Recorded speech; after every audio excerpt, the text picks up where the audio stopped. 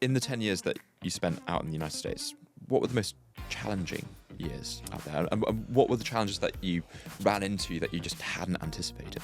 Yeah, I think I'd say it was the first 18 months, and I'd split them into personal and professional. I think professional was I'm adapting. I had to create my character. I didn't have 10 years of experience to come back to and go, all right, I've got to learn American and create a character. It was just like, oh, okay, I'm adapting, I'm evolving, I'm adjusting, and it took me probably 9 months to feel comfortable in a sales environment.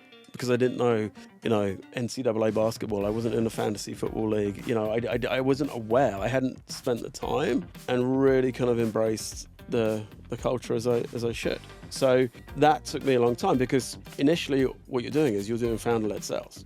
So you've got to be the spearhead, you've got to engage, you've got to connect on a human level with everybody. And that was a challenge for the first 9 months, because I was this Harry Potter-esque character. It's like, you speak like this. It's very much like you're isolated over there. So that took me 9 months to kind of really kind of, consider and get comfortable with. The second one was more from a, personal human perspective, where, I was lucky enough that my girlfriend at the time, who's now fortunate enough to be my wife, came over with me and was like, all right, cool, let's go on this chapter. Let's go on this journey. How long is it going to last? I don't know, a couple of years.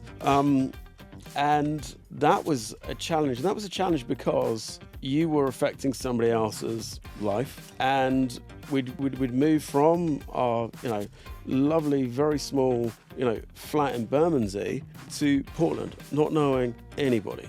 I knew my two co-founders, and that was it. No family, no friends, no group to go to watch football or rugby with, nobody who really knows, oh yeah, how did United do? Nobody to really relate to. So you're still kind of like learning, and it was lonely. What did your now wife do?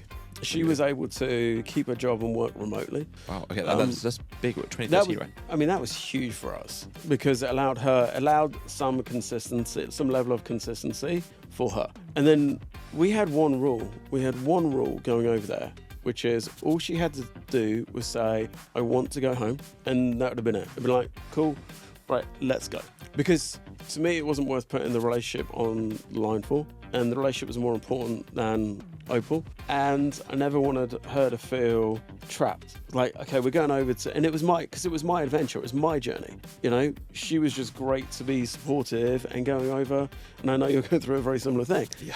So you're like, all right, but she was supportive and willing to go on this. But it was never her dream. She was never like, oh my God, I want to go and work in America. And also, if she didn't have the remote job, she wouldn't have been able to get a work visa either. Because this is another thing that I think founders, and there's misconception about, there's 90% of the time, your training partner will not be able to get a work visa. So what do they do? And then you've got that ability where it very much is you put that pressure on your back, because you've got the pressure of the board, you've got the pressure of the customers to deliver product, you've got pressure of your staff who you've now got on.